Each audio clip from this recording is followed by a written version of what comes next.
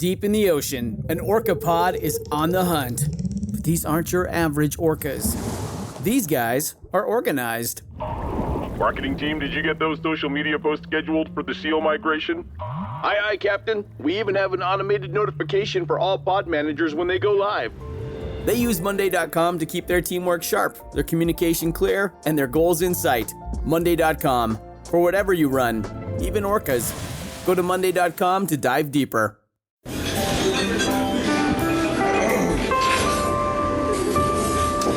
Well, I don't see the point in waiting any longer. So let's bring her out. The star attraction, the one you came to see. Ladies and gentlemen, the one, the only, Miss Judy Gold. Hey everyone, welcome to Kill Me Now. You're in for a treat because this week is part 2 of my interview with the amazing, the incredible Billy Stritch. Enjoy! All right, so you leave the group. The group left me, actually. I mean, the two girls weren't getting along anymore. And oh, that's shocking. Yeah, I know. Isn't that unusual? Bicker. And then you go out on your own. And then I went on my own. So, is this when you... At that point, that's when I decided I need to move to New York full time. Right. Because we had worked here so much. Where were you? Where was home base? Houston, still. Still? Yeah. I still had an apartment in Houston. We were flying out of Houston all the time, you know. And when we work here at the Algonquin, of course, we'd stay at the hotel. So it was like, that was cool. But we'd always return to Houston. Right. Is there a hotter place? Is there a hotter place in America than Houston? There really isn't. I know. Not that more, is the hottest. Not hotter and more humid. That's for sure. Right. Yeah. Exactly. Humid. Humid in Houston. Humid. Yeah. That's how that sounds. Yeah. Humid. All right. So you moved to New York. To New York, and I start working at. Wait, are you out yet? Like to your family and stuff? No. Okay. No. How old are you now? 56. No. I'm sorry. In the story I thought you meant not right being out. now. Right now. Oh, when I finally moved to New York full time, I was 29. Okay. 28. I guess something like that. And are they like, Billy, are you going to get a girlfriend? Uh-huh. No, I would always meet the little baby nieces. You know, at that point they were babies. Billy, when are you going to have mom kids? Was like, yeah, you should have one of your own. You know, you're so good with, because I love babies. I love because you're a them. pedophile. I'm a great, yeah, thank you. Yeah. There you go. Yeah. I was great uncle. I'm a great uncle. Right. You know, I'm the gunkle. Of course. Of course. But yeah, my mom was always kind of harping on that a little bit. And I'm even at the time, I was like, I don't want that. But I never really came out, you know, about any of that. Okay. So then you moved to New York. Yeah. But at this point, you've traveled the world. I mean, you've traveled, gone... Well, a lot of places. Yeah. Absolutely. And I moved to New York. I start working this piano bar called Bobo's that was on 42nd Street near Theater Row. Right. And that was one of the nights Liza came in. Yeah. And so Liza Minnelli comes in. Liza Minnelli comes in. Now, did you know she was coming in? I would go in every night, and the owner, my friend Bob, was like, "Oh, she was just here last night. You missed her." I mean, so I had this feeling that one night. One night she was. Were you always like looking over at the door? Yeah. I walk in one night, 7:00 for my shift early, and it's like it's empty except I see 4 women all dressed in black way in the corner, and I peer and I go, "Oh, that's who that is." Right. And it was Liza. It was Lisa Mordente. Do you know her, Cheetah Rivera's daughter? Oh, Lisa? yeah. They were like best friends at the time. And 2 other girls who were working with her assistant and a dancer. Right. And they were working on the Radio City Music Hall show. Right. And anyway, so that's extraneous. So are they the only audience members? They were the only people in the audience. I mean, the only people, they were having dinner way on the other side. Because it was 7:00. I just start playing. Right. I'm thinking, how am I going to get her over here? And, you know, a lesser person would have played New York, or, you know, Cabaret. I thought that's just too on the nose. Right. So I start playing this beautiful piece of music it's a theme from a movie called The Bad and the Beautiful. Okay. That was directed by her dad. That is... I start playing it within, I see her get up, and she tells the story. She goes, I heard this guy play the piano. She said, I thought it was like some 70-year-old man, and my fork went up, and I walked over, and all of a sudden she's walking toward me. Now, what are you doing? Do you see her? I see her. Are you freaking out? I kind of smile at her. Do you get a little chubby boner? No. Little bit. Okay. I have to say, because I was a huge fan. Right. And she said, how do you know that song? I said, it's like from one of my favorite movies. She goes, my father directed that movie. I'm like, yeah, I know. And she sat on the piano bench, and it was as if we knew each other. I have to say, there was none of that. Right. Oh, I'm your biggest fan. Oh, it was just, we just related. And then as the night went on, other people started to show up, friends of mine. Right. And it kind of became this kind of big party that night. It was just this crazy first night that we ever met. Like magical. Like magical. Right. And is that what she'll do? I mean, if she would just come sit down and sing while you play? That's right. That's amazing. That's right. Very informal. March 7th, 1991. It's a date I will never forget. So, and then she said to me, I'm doing this new show. Wait, do her voice. I'm doing a show at Radio City Music Hall. Oh, no, it's really bad. Go ahead. We'll have to horrible. get Mario Cantone back. Yeah, get him. I want to open with Teach Me Tonight. Do you know the song? I said, yeah. She goes, how would you do it? And so I sing and play it. And she goes, Like, are you nervous at all? Like that you little have bit. to, like, performance anxiety? no, like- because I was used to performing. I mean, Right. it's like, So yeah. you're just like, I hope she likes it. Like, I hope yeah. she likes it. Yeah, that's it. And are you I'm just like, gonna oh my put it God, out I'm there. sitting with Liza Minnelli? A little bit. Okay. There's a little bit of that. Right. But strangely enough, other friends of mine showed up, and guess who else? Cheetah Rivera came that No night. way. Because her best friend owned the restaurant. Okay. I guess he put the call. He said, oh my God, Liza's here. Right. Come over. So it was cool. So, and they already knew me, a lot Right. of these other people. So I was confident. Right. And I start singing Teach Me Tonight. She goes, oh my God, that's great. Will you do an arrangement for me for Radio City Music Hall? I'm like, okay. She goes, just come over Monday. We're rehearsing at 890 Broadway. Come Right. down and watch it and see what you think. So from that point, like, I never left. I showed up That's that morning, watched the rehearsal, met Fred Ebb.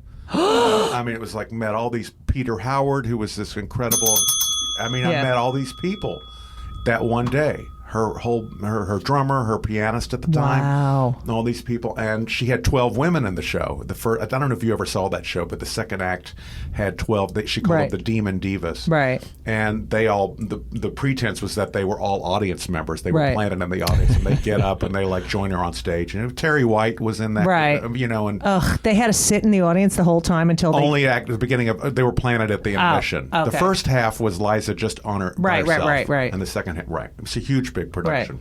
So I ended up doing vocal arrangements for these 12 women because that's what I did, was arrange vocals. I Right. did it for 9 years with that group. Right. So I did that. So all of a sudden, I'm on payroll, I'm working, and then Liza and I are dating. I can't. Yeah, exactly. Like, all right, so you start. You're gay, but Yes. there's something about her. Something about her, and I had Does she have a penis? I have been no. with women. I mean, I had not. It Right. wasn't totally. But did you foreign like to me. it? See, I can't. just I don't wasn't- like it. it It's wasn't not my- natural. I could do it. I could do it, but it wasn't can't. like my Yeah. thing. Yeah. So I knew it wait. wasn't my thing. All right. So you like who kissed? Like how does it? All right. It was a long time before we kind of broke through to Okay. that. It was about a month. Before. Okay, it's a month. But And we both felt you like think that this would- attraction was happening and that it was Like, coming did you on. talk about it? We talked about it, and I said, I'm, been with far more men than I didn't. and really, she had had she the was Peter like- Allen already. Exactly. It was like we both just And her kinda father. knew we wanted to go Right. with it. Did she ever say her father was gay? No. Oh, okay. She go ahead. still won't. She still never says Okay. that. Yeah. I'll say it. Well, Okay. I'll All right. So agree. wait. So she was always with gay men. Right. Okay. So how does so you're talking about it, and then who kisses who? I think I probably made the first move. Yeah. And were you like, oh my God, I'm kissing Liza Minnelli? A little bit. I mean, she just made me feel so like this huge star Right. really wanted me and made me feel like all those things. Right. Gave me that confidence to make the moves. That's super confidence when you're a gay man who can kiss Liza Minnelli. That's like a lot. Like in a passionate way. Like Yeah. that's confidence. Yeah. And did you get aroused? Mm-hmm. Oh my God. And then you were like naked in bed and stuff?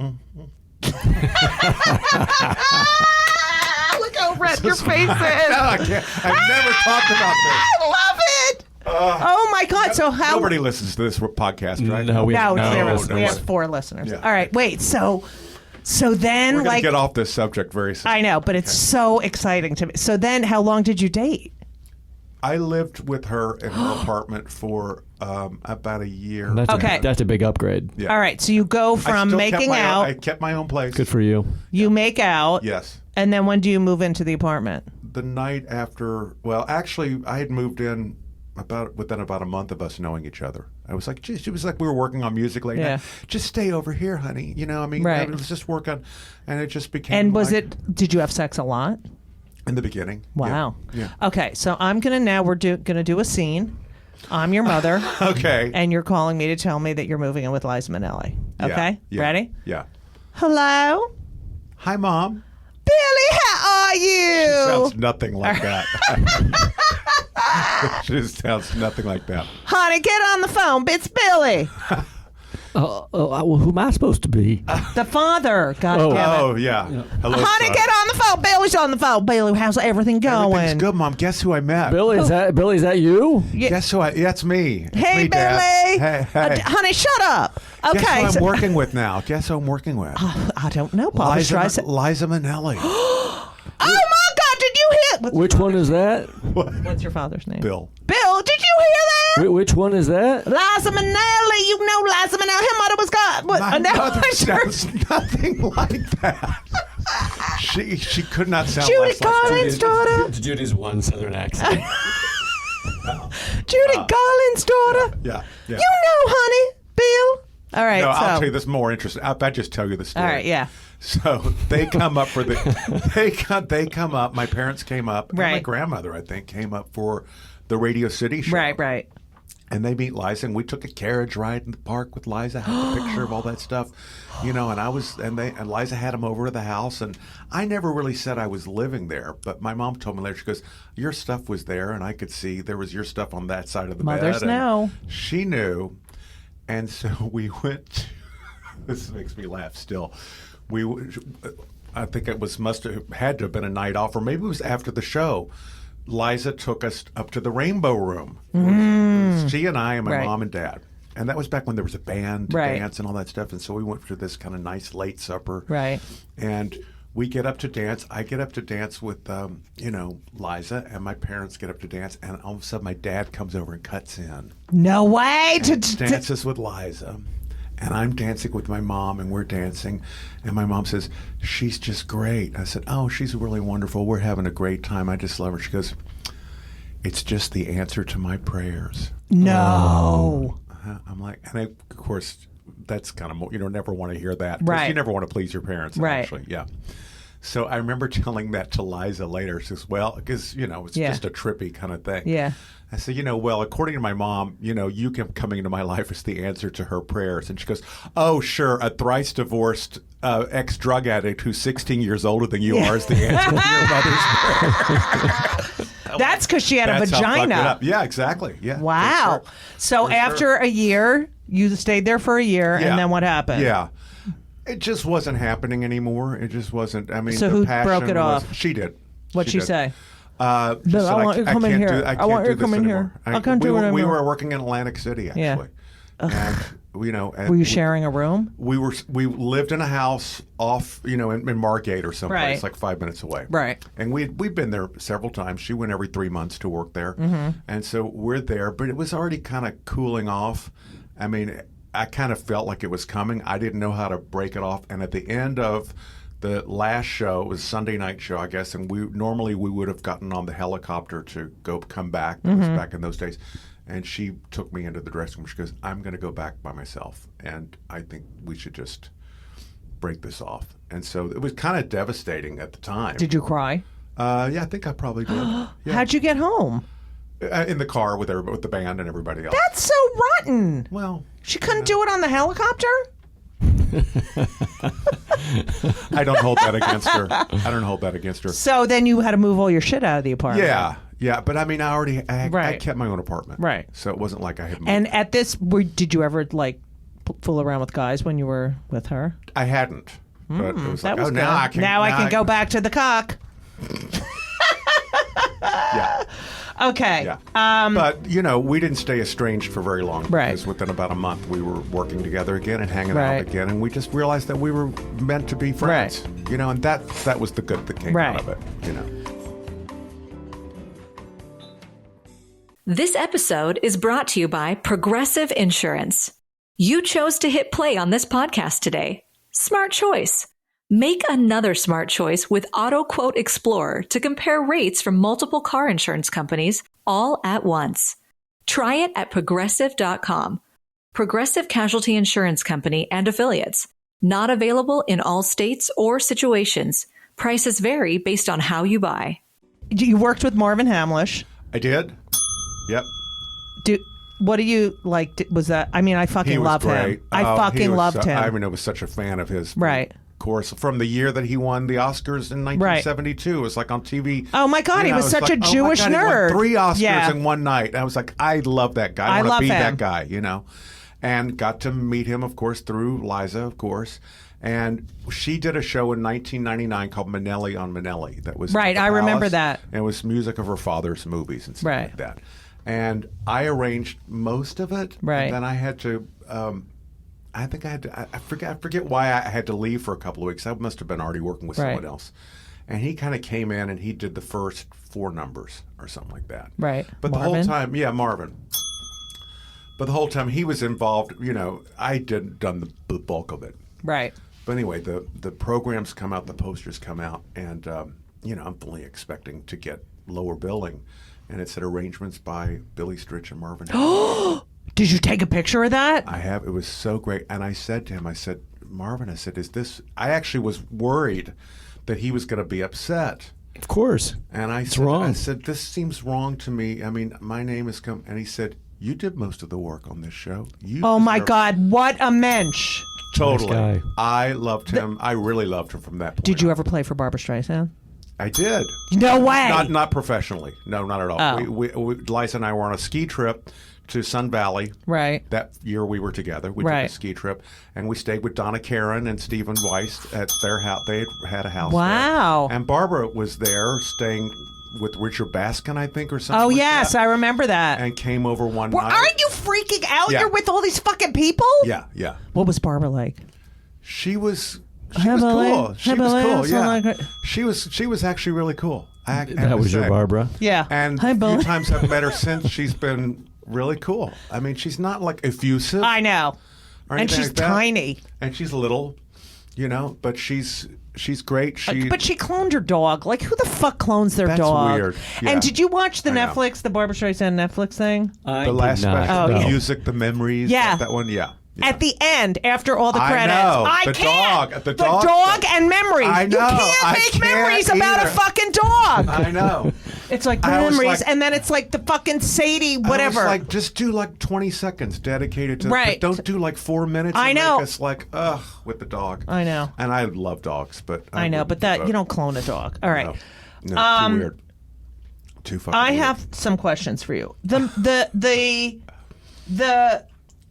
Great American Songbook. Yeah. That is a term we hear a lot. Yeah.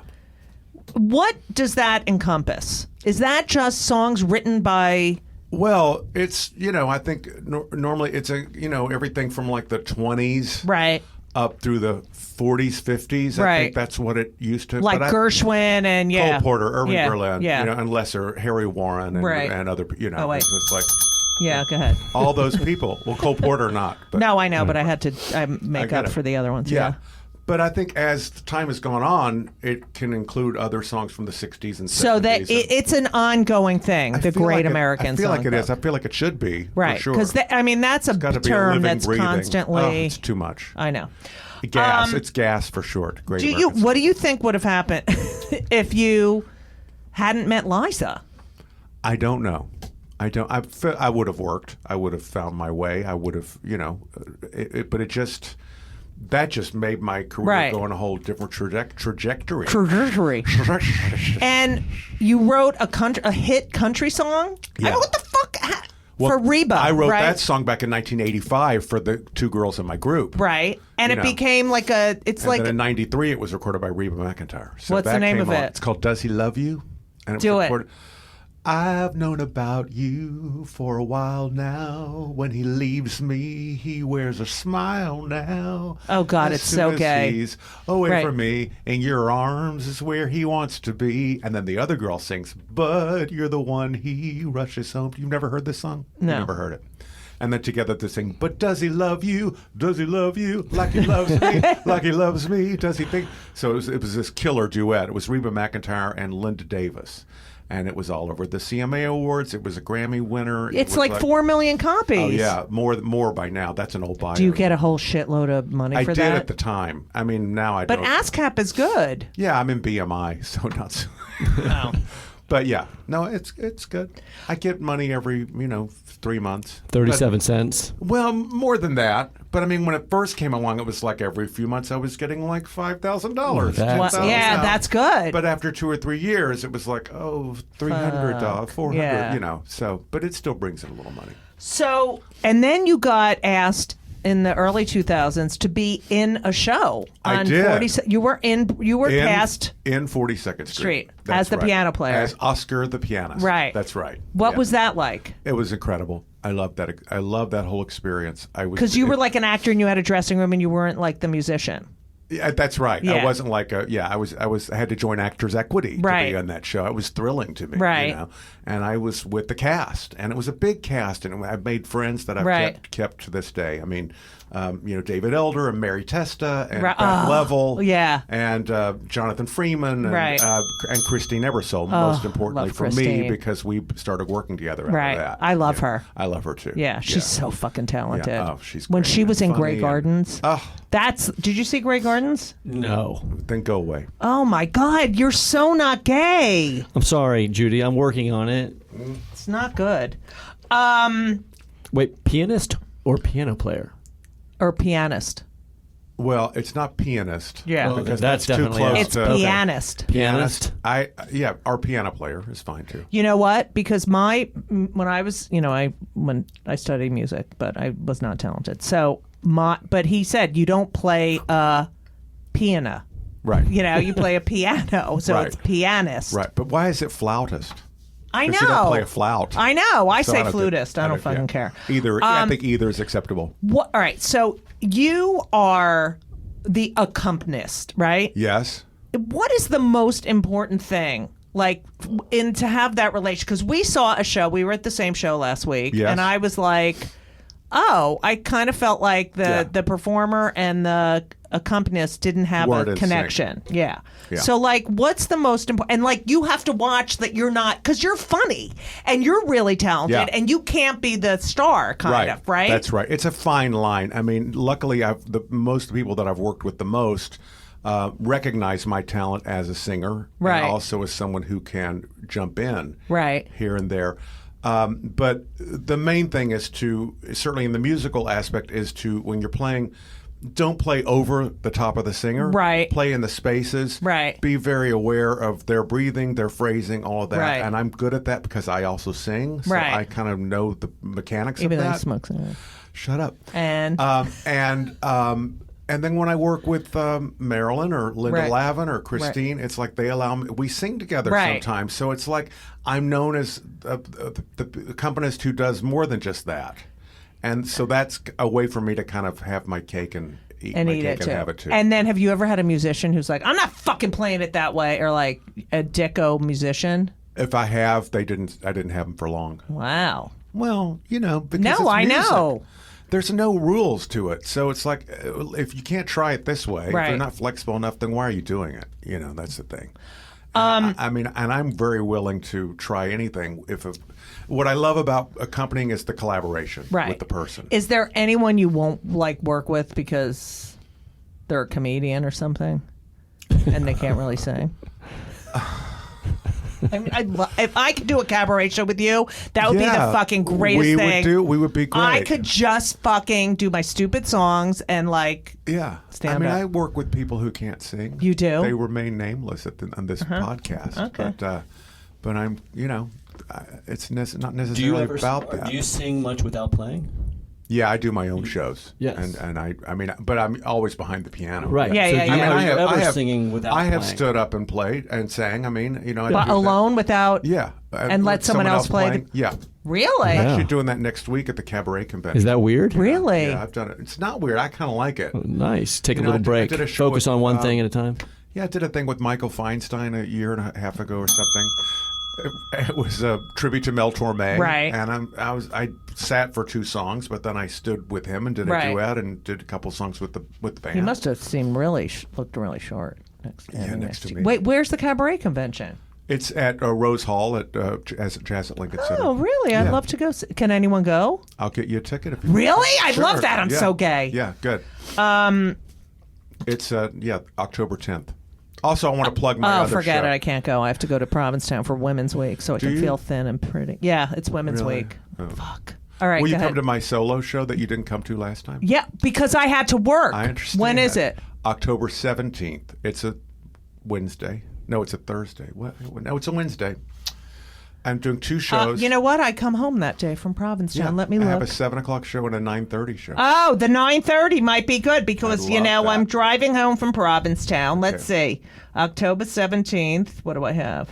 Oh, yeah, I can Okay, do good. that. Perfect. I'm going to hold you to it. All right. Okay, good. All right. So we ask our guests do you have any other questions for Billy Stritch? Favorite Elton John song? Oh, that's good. Oh, favorite Elton John song? I don't know. "Candle in the Wind" is great. Yeah. But I like that whole "Goodbye Yellow Brick Road" album. I love it from beginning to end. That double album.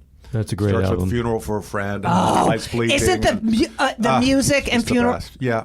Just the way the album starts, it's got "Candle in the Wind." Right. It's got I think "Someone Saved My Life Tonight" Yes. is on that one. Maybe. How come? And they don't make albums anymore. It's so No, horrible. It's horrible. I mean, actually, I have I actually just bought the LP of that again.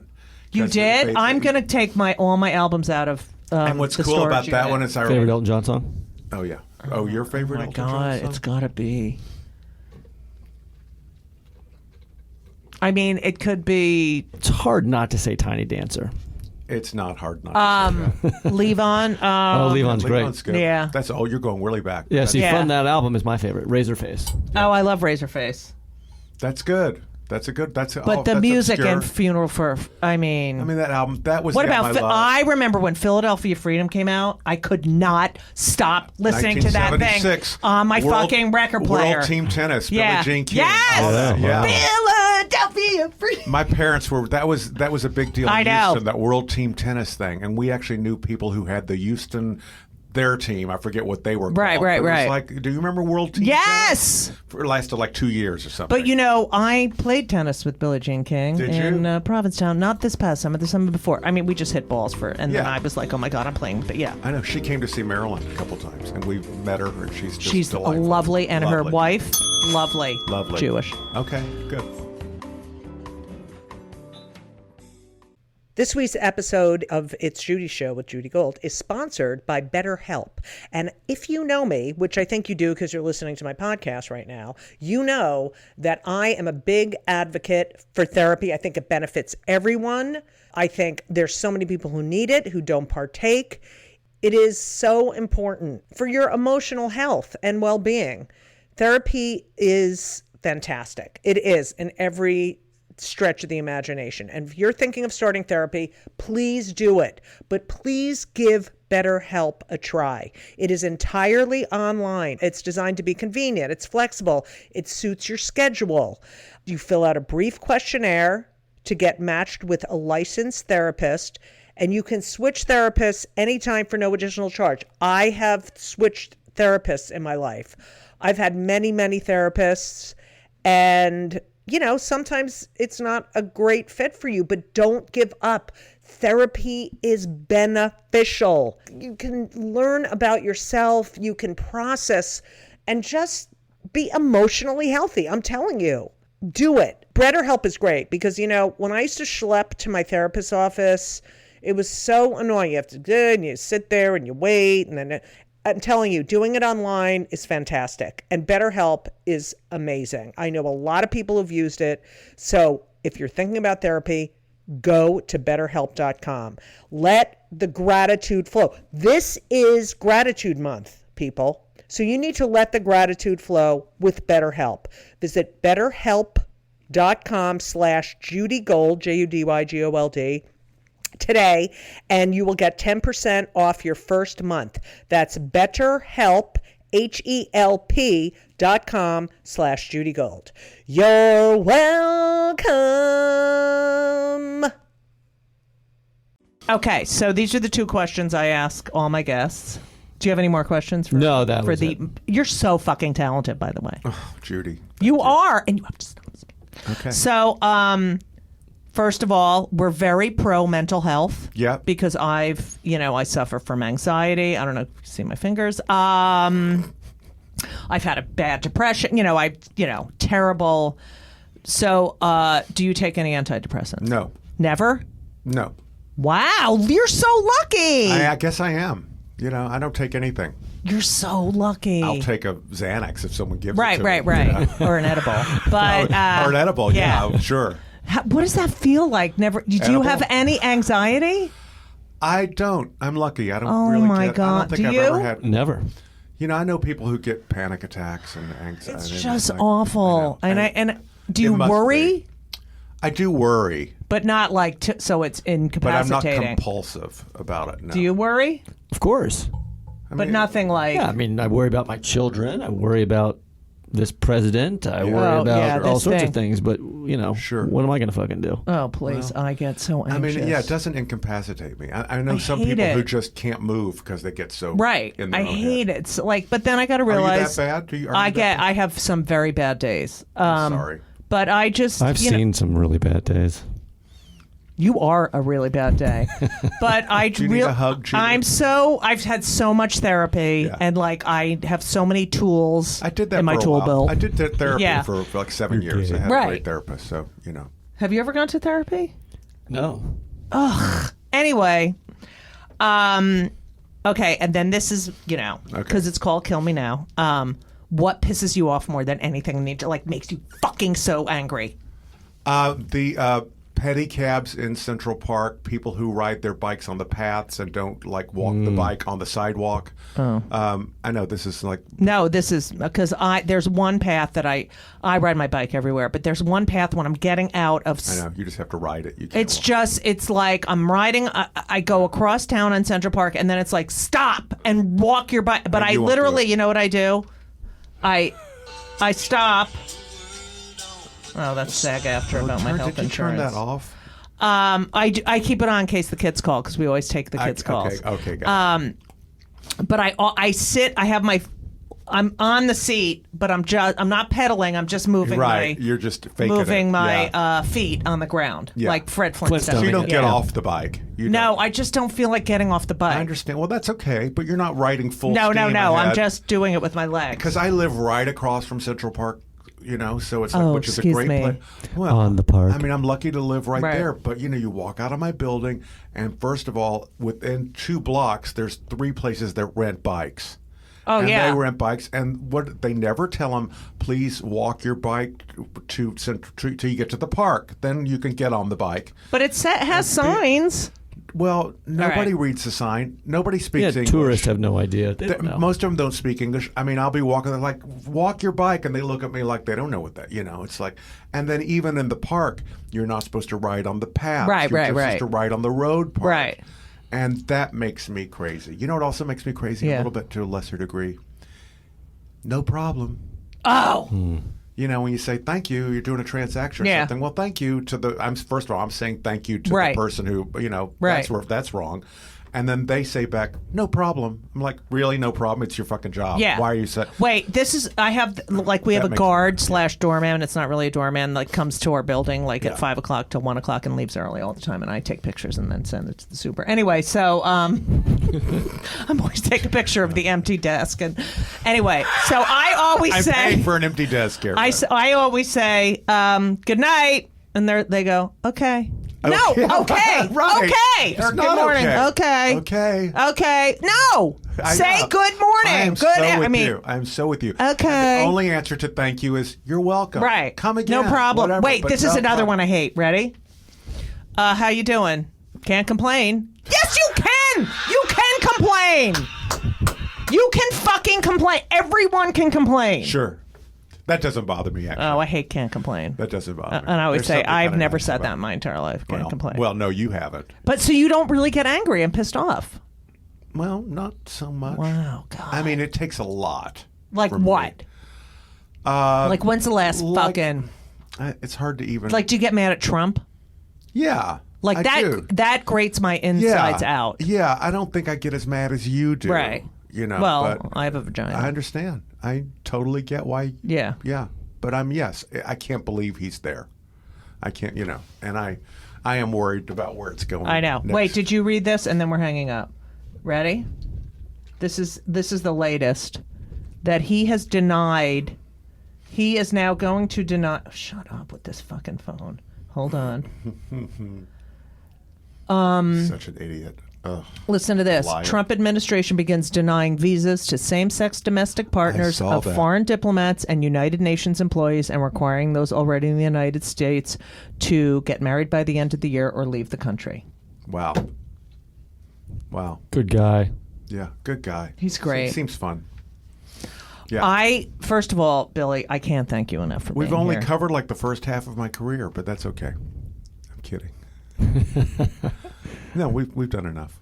We've Well, we can talk more, but No, I I'm just, good. I'm we're good. at. We're good. We're gonna have a two-parter. This is gonna be a two-parter because parts. I just fucking love you. I'll come back. I love it. I love what you've done with the place. Shut the fuck up. It's really the light comes in What so now? beautiful. Where can people? Do you do social media? I do. What? I'm on Facebook. Billy Stritch. I know you do a lot of Facebook, which Billy means you're Stritch old. music. Right. I'm old. Yeah, but it's the only one I know how to. I do Instagram, but not. I can't get I more don't tweet Instagram. as I'm much. trying to do the fucking Instagram and take pictures and shit like that. Yeah. And I still have 11,600 followers. I'm the same way. Yeah, That's it bad. doesn't ever That's not change. good. No, that's not good. I have You've like got like 5 times more than I have. I have so. like 45,000 Yeah. Twitter, and then I'm like, oh, I'll take a picture. I'm going to buy makeup. I'll take a pic. I'll do a little right. your story. It's like so fucking annoying. That's right. That's right. I just want to do my work. That's it. When is this going to be on the air? This will be on next week, On and next then the week. week after as well. So I definitely want people to come see me on Yes. October 17th. And you're going to be at The Birdland Theater, which is that's the new place. It's the new place. Is It's it nice? So cool. It's gorgeous. It seats 100. It's in the basement of Birdland, which is on 44th Street Right. between 8th and 9th. Club I've worked with many times.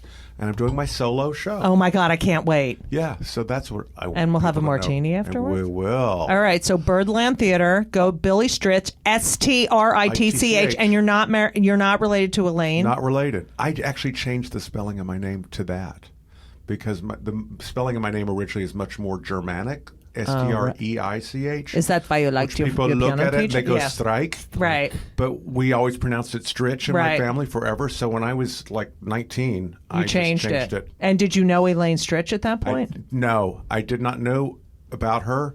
And then she kind of got really big again. You Right. know, and like, not that she was never not Right. known. But I started getting the questions, right? Are you related to her? I'm like, with the Elaine Stritch. I know. I would never have. See, I didn't even ask that Yeah. until the very But end. everybody asked that. I know. I have to ask you one thing, and I always say I'm not related. And 9 times out of 10, that's what they were That's asking. what they were asking. Yeah, no problem. Yeah, exactly. No problem. Can't complain. Can't complain. All right. Thank you so much, Billy Stritch. And as we always say, so long! So long! And everything was wonderful. I'll see you soon. Thank you for the visit. So long.